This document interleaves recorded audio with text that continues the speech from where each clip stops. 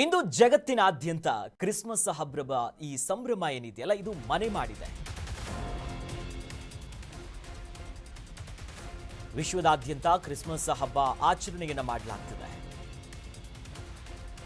Cathedral ಚರ್ಚ್ನಲ್ಲಿ ಪ್ರಧಾನಿ ನರೇಂದ್ರ ಮೋದಿ ಅವರು ಪ್ರಾರ್ಥನೆಯನ್ನ ಸಲ್ಲಿಸಿದ್ದಾರೆ.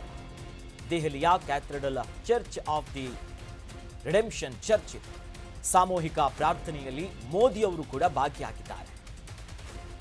ಡಿಸೆಂಬರ್ 25 ಯೇಸು ಕ್ರಿಸ್ತರ ಜನ್ಮ ದಿನಾಚರಣೆ ಬಹಳ ಪವಿತ್ರವಾಗಿರುವಂತಹ ಹಬ್ಬ. ಇವತ್ತು ಪ್ರಮುಖವಾಗಿ ಎಲ್ಲೆಡೆ ಸಂಭ್ರಮ ಸಡಗರದ ಜೊತೆಯಲ್ಲೇ ಪ್ರಧಾನಿ ನರೇಂದ್ರ ಮೋದಿ ಅವರು ಕೂಡ ಚರ್ಚಿಗೆ ಭೇಟಿ ಕೊಟ್ಟು ಎಲ್ಲರ ಜೊತೆ ಭಾಗಿಯಾಗಿ ಪ್ರಾರ್ಥನೆಯನ್ನ ಸಲ್ಲಿಸಿರುವಂತಹ ದೃಶ್ಯವನ್ನ ಕೂಡ ನಾವು ಗಮನಿಸ್ತಾ ಇದ್ದೀವಿ. ದೆಹಲಿಯ cathedral church of the redemption church ಪ್ರಮುಖವಾಗಿರುವಂತಹ ಒಂದು ತಾಣ. ಇಲ್ಲಿಗೆ ಹೋಗಿ ಎಲ್ಲರ ಜೊತೆಯಲ್ಲಿ ಭಾಗಿಯಾಗಿ ಪ್ರಾರ್ಥನೆಯನ್ನ ಸಲ್ಲಿಸಿ ಬಂದಿದ್ದಾರೆ.